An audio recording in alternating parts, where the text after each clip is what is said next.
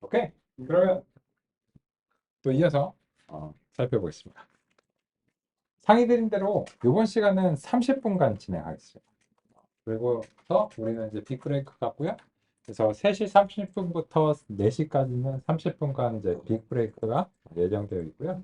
그 시간은 뭐 혹시 이제 그 이전 시간에 논의사항 있으시면 그런 논의사항을 이제 개별적으로 확인하시는 이제 시간도 될 수 있고 아니시면 네, 편하게 이제 쉬시는 그런 시간이라고 생각합니다.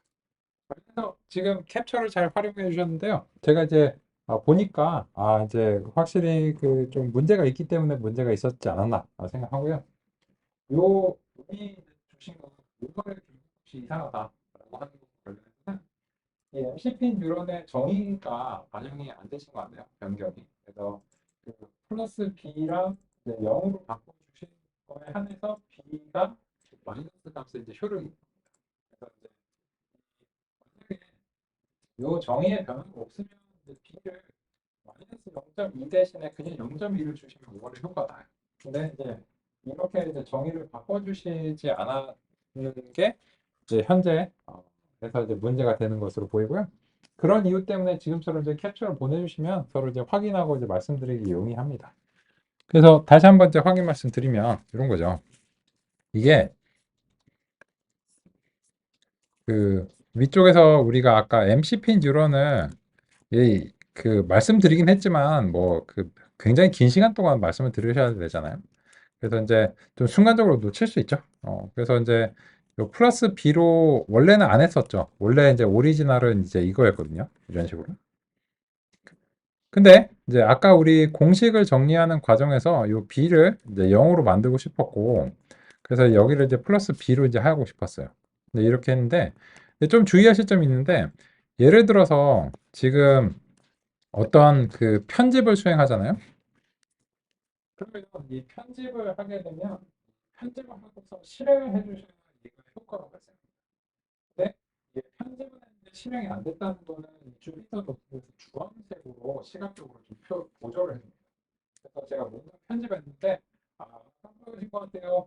이거는 쉬프트 엔터 키를 통해서 이제 실행을 해주셔야 이 정의의 효과가 이제 발생한다라고 하는 점이고, 그래서 이제 이렇게 그 파란색인 색으로 이제 실행을 해주시는 게 필요합니다. 그리고 나서 다시 한번 그 아까의 그 로직을 이제 확인을 해보시면 아마도 그 이거는 이제 결정적인 알고리즘이니까 이 마이너스 0.22로 수행했을 때 5월에 결과가 이제 정상적으로 나오시리라 기대할 수 있다고 생각합니다. 잘 논의 주셨고요. 그리고 이제 두 번째로는 아까 이제 퍼셉트론을 이제 구현하신 데 있어서 지금 이제 오류가 발생했는데 이전과 관련해서는 제가 이제 여기 살펴보니까 여기서 작성하시다가 이제 오타가 날 수 있죠. 그래서 이제 이게 원래 이제 X로 하셔야 되는데 W로 이제 기입을 하셨어요. 그러면 여기서 쉐입이 서로 이제 그 내적 연산을 수행하려고 하는데 안 맞다는 그런 오류가 발생했거든요. 그래서 저도 이제 이 부분이 문제겠구나 이제 생각했는데 뭐냐면 이런 거예요. 요 X가 만약에 여기서 받지 않으면 어디서 찾게 되냐면 이 전역에서 참조를 합니다. 그래서 여기서 이제 바로 포기를 안 하는데 만약에 여기서 받으면 이거는 이제 지역 변수가 돼요. 근데 지역 변수에서 없으면 이제 즉시 포기하지 않고 그 상위의 전역 변수로 이제 올라가게 되겠죠. 그러면 이제 상위의 전역 변수로 올라가게 돼서 찾아보니까는 x는 이제 기존에 이제 그 우리가 정의했던 0.1, 0.2, 0.3 뭐 이런 값일 거예요.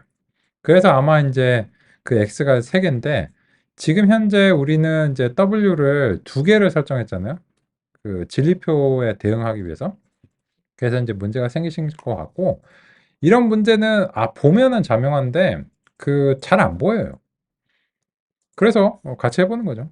그래서 지금처럼 이제 그런 내용들이 있으시면 이제 보내주시고요. 덕분에 같이 이제 살펴봤고요. 그래서 이제 그런 부분을 이제 그 여기가 이제 지금 이제 W로 되어 있으신데 X로 이렇게 바꾸신 다음에 다시 한번 또 실행을 해주시고 그리고 나서 이제 해당 코드를 다시 실행해 줬을 때 문제없이 실행되는지 확인하시면 이제 되겠습니다. 그래서 그 아까 안내드린 그 캡처를 잘 사용을 해주셨네요. 덕분에 안내 드릴 수 있었습니다. 그러면 이제 그런 문제들이 잘 해결됐다 라고 하는 이제 가정하에서 우리는 이제 그 퍼셉트론의 학습 알고리즘으로 오겠습니다. 지금처럼 사실 이제 결과적인 구현이 상당히 긴데 그런 것들을 한꺼번에 구현해 버리면 어디가 틀렸는지 찾기가 좀 어려워요. 그래서 이제 개념적으로 끊어서 각각의 구현들을 이제 확인을 해보고 왜 그런지 살펴보고 이런 식으로 이제 알아보겠습니다. 그러면 이제 그 학습에 대해서 논의 드릴 차례죠. 같이 이제 살펴보도록 하겠습니다. 그러면 이 학습 알고리즘을 어떻게 구현해야 될 것인가 그런 점에 대해서 같이 상식적인 생각을 해보면 일단은 그 우리 MCP 뉴런과 같은 인공 뉴런이 발생한 요 출력을 Y라고 이제 표기를 했는데 그죠? 그런데 이 출력을 좀 다르게 구분을 이제 하는 게 필요할 것 같습니다. 왜냐면 이 출력이 무조건 정답이 되는 건 아니죠. 정답이 되기를 바라는 건데 정답이 아닐 수도 있는 거예요. 그래서 과연 예측이 정답일까? 라고 하는 것이 우리 이제 궁금한 사항인데 만약에 정답이 아니면요? 그러면 오류가 있는 거겠죠. 근데 그 오류의 원인이 뭐냐는 거죠. 그것은 우리가 이제 이때까지 논의한 대로 이것이 이제 발생한 궁극의 이유가 무엇이냐면 결국 매개 변수가 문제예요. 따라서 이 오류를 해결하기 위해서는 매개 변수를 바꿔줘야 된다는 겁니다. 뭔가 매개 변수의 변화가 있어줘야 돼요.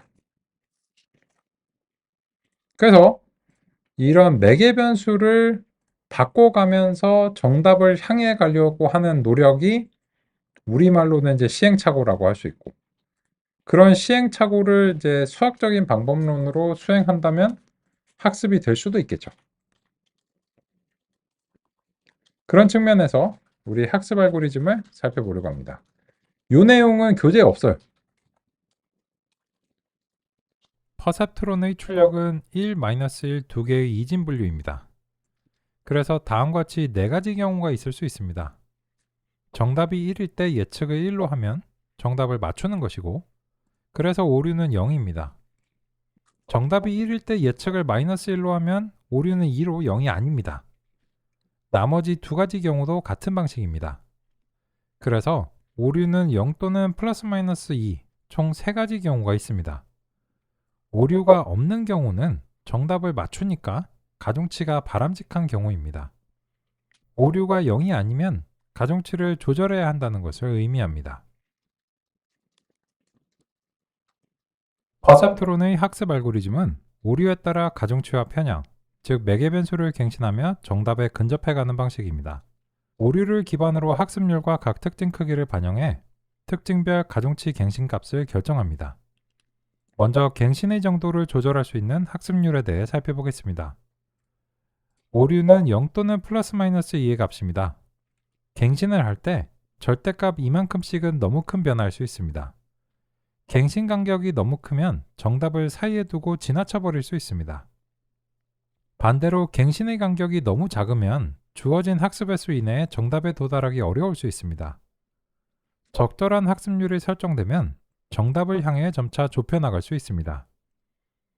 학습률은 학습 환경에 해당하며 학습 매개 변수와 달리 기계학습 모델이 학습하는 대상이 아닙니다. 또한 지능적인 동작을 수행하는 가중치를 위한 장치로서는 특징 벡터의 값을 갱신값에 곱해주는 것입니다. 초기 가중치가 0으로 시작하는 경우로 살펴보겠습니다. 오류가 2이고 학습률을 1로 설정하면 갱신값은 +2입니다. 만약 이 값을 그대로 각 특징의 가중치를 갱신하면 모든 특징의 가중치는 동시에 2가 됩니다. 초기 가중치와 달라지긴 했지만 모든 가중치가 같은 값을 갖게 되면 지능적인 동작을 수행할 수 없게 됩니다.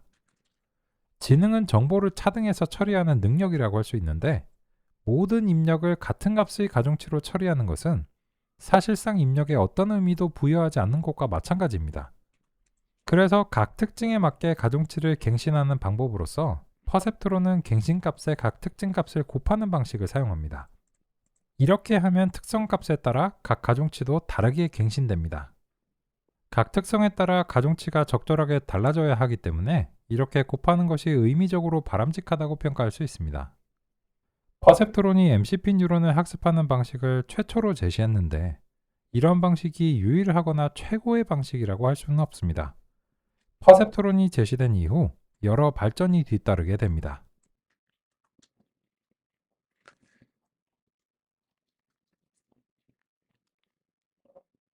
그러면 이제 요 시점에서 같이 이제 보신 다음에 이제 바로 구현으로 돌입하죠. 지금 이제 일단 정답이라고 하는 측면에서 y를 이제 표기했는데, 정신사납게 요 정답을 사이에 두고 왔다리 갔다리 하는 것이 이제 무엇이냐면 모형의 이제 예측입니다. 그리고 그 예측은 일반적으로는 이런 식으로 표기하고 있습니다. 이게 이 함수가 얼마나 복잡한지는 이제 나중에 문제고요. 결과적으로는 이렇고, 이거는 퍼셉트론부터 챗 GPT까지 간결하게 표현하자면 다음과 같은 표기로서 될 수 있다고 생각합니다. 그런 점에서 이제 퍼셉트론에 대한 논의가 현재 뭐 챗 GPT와 같은 것으로도 이어진다라고 이제 생각하는데요. 근데 이제 이 예측은 정답이 아닐 수 있어요. 그래서 정답을 맞추기 위해서는 결국 이 매개 변수가 올바라야 되는데, 그 매개 변수가 초기 상태에서는 올바르지가 않겠죠. 그래서 그 뭔가 바꿔야 됩니다. 변화를 이제 줘야 되고요. 그래서 그 변화를 이제 왜 주는가? 라고 하면 그러한 예측이 정답이 되도록 노력하는 과정인 거죠. 그래서 이제 그런 것들을 시각적인 형태로 표현을 해보고자 제가 노력을 했고, 다음과 같습니다. 그러면 이제 그런 매개 변수를 어떻게 변화시킬 건가라고 하는 것이 결국은 학습 알고리즘인 겁니다. 이러한 학습 알고리즘을 최초로 제시한 게 1958년 퍼셉트론이다 라고 할 수 있습니다. 그러면 세 가지 요인이 있네요. 첫 번째로는 오차를 구해야 되는데, 오차는 정답과 예측값의 차이로 간단하게 정의를 했고요. 두 번째로는 지금 에타, 요거 이제 그 그리스 문자 에타라고 이제 표기를 했는데요. 뭐 이런 표기는 도대체 왜 쓰는 거야? 뭐 세타나 에타나, 그죠? 별 의미 없어요. 뭐 이거를 뭐 값이라고 쓰셔도 상관없는데, 이게 교양 있는 사람들이 수학적 표현을 쓸 때는 그리스 문자를 사용하는 3000년의 유구한 전통이 있잖아요. 저 우리의 전통은 아니긴 하지만 서구의 전통이 있잖아요. 그래서 이제 그냥 이렇게 교양 있게 쓰기 위해서 이런 거고요. 만약에 이제 저처럼 교양 없는 사람한테 맡겼으면 이런 표기 썼겠죠. 그죠? 졸라맨처럼. 그죠? 사실은 학습률은 이제 간격이죠, 간격. 얼마나 이제 성큼성큼 이제 갱신을 할 것이냐. 그래서 좀 교양 있게 쓰면 이런 그리스 문자로 표현하는 거고, 저처럼 이제 교양 없게 쓰면 이제 졸라맨처럼 이렇게 표현하는 거죠. 세 번째 요인은 이 특성 벡터를 이제 곱해주는 건데, 요거는 좀 보시죠. 그래서 이제 1, 2, 3을 이제 반영하면 학습 알고리즘이 이제 구현될 것으로 기대할 수 있습니다. 그러면 이제 1, 2, 3을 같이 해보겠습니다. 학습 알고리즘이고요. 그러면 첫 번째로 이제 0번째 단계가 있어요. 그 단계는 매개 변수를 이제 초기화하는 단계가 있습니다. 왜냐면 이제까지는 우리가 매개 변수를 이제 강제로 심어줬기 때문에 이런 걸 이제 신경 안 써도 되거든요. 근데 그 처음에는 매개 변수가 없고요. 이 입력이 들어와야지만 비로소 알 수 있는 이제 부분인데요. 그 일단은 다 이제 0으로 채우려고 합니다. 그런데 이 과정에서 요 XS가 이제 디자인 행렬이라고 했을 때 아까 이제 소개해드린 이제 S by N이라고 하는 이제 표기를 사용한다면 얘는 이제 W는 N개가 이제 수행이 이제 있어야 되고요. B 같은 경우에는 이제 0 이렇게 이제 돼야 됩니다. 그리고 이제 혹시 모르니까 D 타입은 부동소 수점으로 이제 하고요. 정밀도가 이제 기본적으로 64비트인데 64비트 같은 이런 많은 게 필요 없거든요. 그래서 이제 32비트로 지정하면 이제 좋은데 뭐 이거는 이제 그렇게 중요하지 않습니다. 현재로서는. 그러면 이제 여기서 일단 좀 납득이 되시는 게 필요하니까 그림으로 좀 도해를 드리겠습니다.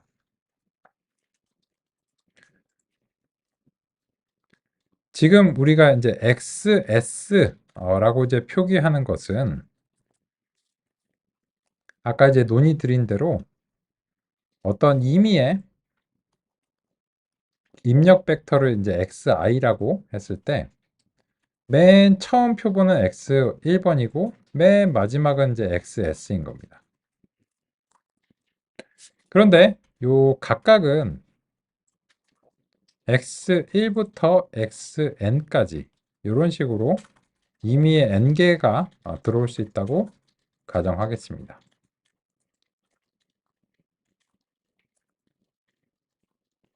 그러면 이제 요 XS의 그 쉐입을 살펴보게 되면 이제 S by N 이런 2차원의 행렬입니다. 그런데 우리가 이제 잘 논의한 것처럼요. 그 X가 다음과 같이 이제 부동소 수점이니까 이제 리얼 넘버를 이제 근사하고 거기에 대해서 이제 n개가 있다면 W도 거기에 대응하는 방식으로 형성이 돼야 되기 때문에 W도 다음과 같이 이제 n개가 있어야 되겠죠. 그래서 W도 이제 거기에 맞춰서 n개가 이제 형성돼야 된다라고 하는 이제 그런 측면에서 다음과 같이 했고요. 근데 초기에 시작하는 값이 있어야 되겠죠. 지금으로서는 그냥 다 0으로 채워서 이제 초기화를 이제 하고 있습니다. 근데 이런 거죠. 어떤 이제 함수에 대해서 입력이 들어왔는데 W가 다 빵이야. B가 다 빵이에요. 그러면은 이 상태에서 잘할까요?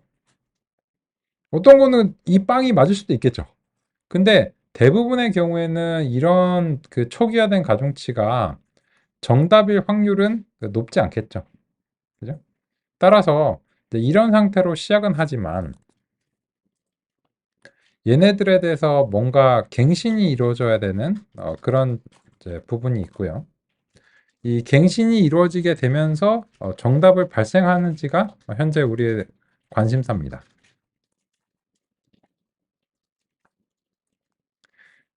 그러면 이제 초기화가 된 상태에서 이제 그 어떤 작업이 이제 수행되어야 되는가 다시 한번 이제 보시면 첫 번째 이 오류가 산출이 돼야 돼요. 그러려면 일단 예측이 어쨌든지 나와줘야 되거든요. 그래서 이제 그 점을 이제 반영해 보도록 하겠습니다. 그럼 이런 거죠. 어쨌든 예측이 나와라 이런 거죠. 그러려면 어떻게 해야 되냐면 이제 그 모형의 이제 그 출력으로서 이제 아웃풋 이렇게 이제 하고요. 그러면 이제 XS를 일단 집어넣는 거죠. XS를 이제 집어넣고 그러면 이 XS가 이제 뭔가가 이제 나올 텐데 요 뭔가 나온 것과 정답을 이제 비교해야 되는 이제 상황이니까 Y도 여러 개니까 YS고 그 예측이 이제 한꺼번에 이제 여러 개 수행되니까 다음과 같이 해서 첫 번째 절차인 오류가 이렇게 이제 계산이 이제 되는 게 필요합니다. 그런데 이 과정에서 사실은 이렇게 연산이 가능해요. 연산이 이제 가능한데 근데 이 알고리즘의 그 원래의 원리를 잘 반영해 주려면 이렇게 이제 그 각각을 하나씩 끄집어내는 방식으로 이렇게 수행을 하겠습니다. 이거는 우리가 충분히 가능함에도 불구하고 그냥 알고리즘의 이제 원래 원리를 이제 반영해 주기 위해서 다음과 같이 하겠습니다. 그러면 XS를 한꺼번에 집어넣을 수 있음에도 불구하고 오리지널 알고리즘이 그렇게 되어 있기 때문에 다음과 같고요. 그러면 이제 YI, i번째 입력에 대한 정답이고 아웃풋을 다음과 같이 이제 계산하면 일단은 오류가 이제 산출이 됩니다. 그러면 이제 그 거의 다 끝났습니다. 이제 그 갱신을 이제 수행을 해야 되는데 그 갱신은 오류를 기반으로 합니다. 만약에 오류가 없으면 갱신도 안 하겠죠. 그죠? 그래서 그 큰 틀에서는 그 오류를 기반으로 갱신한다는 게 이런 느낌입니다.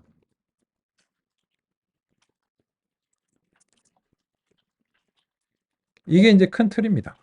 거의 다 구현이 완료가 됐어요. 근데 이게 그 요렇게 되면 이제 문제가 뭐냐면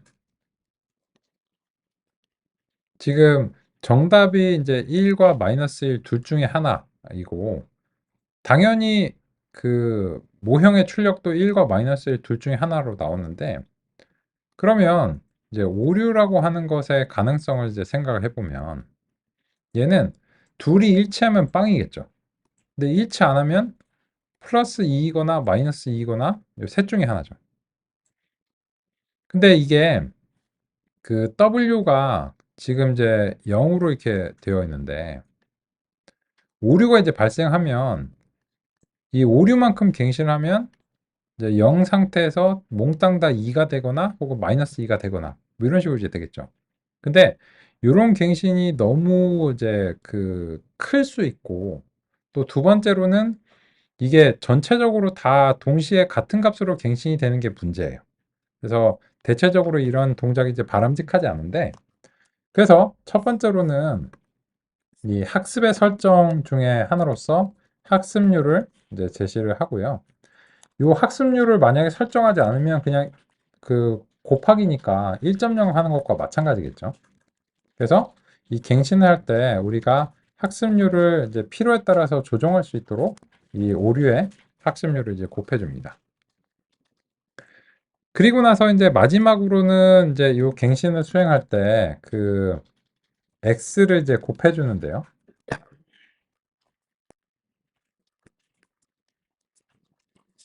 이 b는 이 x랑 개수가 안 맞으니까는 요 갱신에 바로 곱해주면 안 되고 다음과 같이 이제 w에 곱해주고 b는 이제 x0를 이제 곱해주면 되는데 x0가 한마디로 1이니까 이거는 이제 그냥 안 곱해줘도 이제 상관없잖아요. 그죠?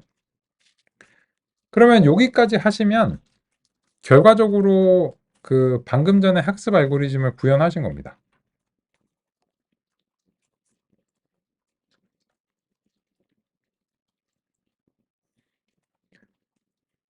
그런데 이제 이런 학습이 한 번만 돼서는 좀 부족할 가능성을 좀 염두에 둬서 그래서 이제 학습 횟수를 우리가 이제 지정할 수 있도록 이제 하겠습니다.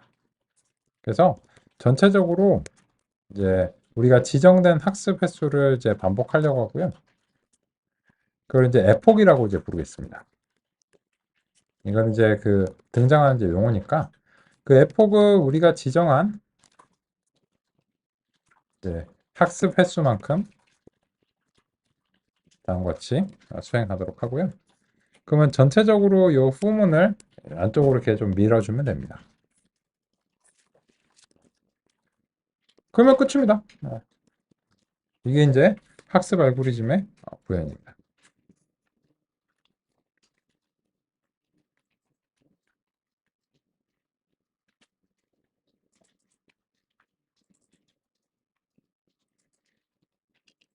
그런데 우리가 이제 이 학습 알고리즘이 잘 구현됐는지 여부를 이제 확인을 해야 되는데 결국은 이게 그 되거나 혹은 안 된다면 매개 변수의 갱신이 문제일 겁니다. 그래서 여기까지 구현은 이제 잘 했고 더 이상 할 건 없는데 우리가 이제 관찰을 위한 코드를 좀 추가를 해주겠습니다. 그래서 이제 몇 번째 학습인가?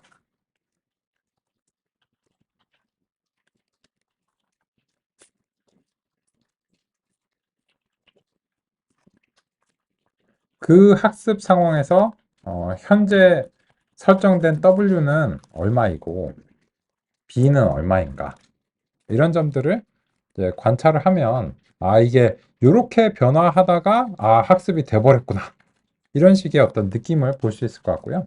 그래서 이제 그 W와 요 B를 다음과 같은 방식으로 프린트문에서 이제 학습을 좀 시키겠습니다. 학습 과정에서 프린트를 이렇게 이제 각 학습별로 출력하도록 이제 해보겠습니다. 이거는 그냥 관찰을 위한 코드죠. 학습에 이제 필수적인 건 아니고요. 그러면 이제 여기까지 했으면 혹시 문제가 있어도 뭐 실행을 해봐야 알 수 있는 것이기 때문에 우리가 이제 같이 이제 살펴보겠습니다. 그러면 이렇게 하겠습니다. 이제 이 W와 B를 주석 처리하겠습니다. 혹은 지워버릴게요. 그리고 이 모형을 이제 AND로 동작하는지 여부를 알고 싶은데 그러기 위해서는 이제 정답 YS가 있어야 되는데 YAND라고 이제 부르겠습니다. YAND라고 부르고요. 그리고 YAND는 마이너스 1, 마이너스 1, 마이너스 1 이렇게 이제 수행하고 결과적으로는 이 모형의 출력이 YAND가 되어야 된다. 이런 식으로 이제 제시를 하고요. 그리고 나서 이제 모델의 학습을 시키겠습니다. 그야말로 이제 학습이라고 이제 부르고 있고요. 그러면 XS를 넘기고 YS는 YAND입니다. 그런 상황에서 이제 학습 횟수가 이제 필요한데 이 학습 횟수는 몇 번이 필요할지 우리가 예상할 수가 없어요. 그래서 적당한 값으로 일단 시작을 해보는 수밖에 없고요. 학습률도 마찬가지입니다. 지정하지 않으면 1.0인데 이게 이제 그 될지 안 될지 잘 모르겠어요. 그래서 일단은 1.0으로 시작을 해보는데 혹시 이제 그 0.1로 시작하는 게 이제 좋을 것 같고요. 너무 이제 그 과격하지 않게. 그러면 이거를 이제 수행해보고 과연 마지막에 이 어설트문을 아까처럼 통과할 것인가 그 관건인데 그 과정에서 만약 통과를 한다면 우리가 구현한 학습 알고리즘이 뭔가 유의미하다는 거 있죠. 그죠? 우리가 W와 B의 정답을 지정을 안 해줬는데 지가 알아냈다는 그런 이제 강력한 신호일 거 아니에요. 어딘가 오타가 있는 것 같네요. 랭을 잘못 썼습니다. 여기서 그 n을 써야 되는 오타가 있었네요. n개만큼이 있어야 되는 거지 n개의 랭스만큼이 있어야 되는 건 아니죠. 저도 이제 오타가 있었습니다. 그러면 뭐 지금처럼 확인해 볼 수밖에 없는 거예요. 그래서 이제 다시 한번 이제 수행하고 그리고 나서 이제 다시 한번 해보겠습니다. 그러면 이제 결과적으로 지금 어설트문을 통과했기 때문에 어설션 예외가 발생하지 않았어요. 그러면 실제로 이 모형은 10번의 학습 결과 AND의 출력을 발생한다라고 하는 것을 확신할 수 있습니다. 그러면 이 결과는 어떤 것을 시사할까요? 이게 어서션 예외가 발생하지 않았다면 학습 알고리즘에 구현된 것입니다. 그래서 AND를 발생하는 가중치를 찾은 건데 이게 뭘로 보이시나요? 이게 처음에 보면 처음에 학습을 수행하지 않았을 때는 우리가 그렇게 만들었기 때문에 이 W0와 B0로부터 초기화된 상태로부터 시작했고 그때의 값은 모두 다 0입니다. 그런데 이제 첫 번째 학습을 수행하면서 매개 변수에 대한 갱신이 있었기 때문에 뭔가 다른 값으로 바뀌었습니다. 근데 두 번째 학습을 수행하는 시점에서 보니까 역시나 또 갱신이 있었어요. 그 말은 무슨 말일까요? 이게 정답을 맞추는데 미진한 점이 있었다는 거죠. 그러면 언제까지 갱신을 할까요? 만약에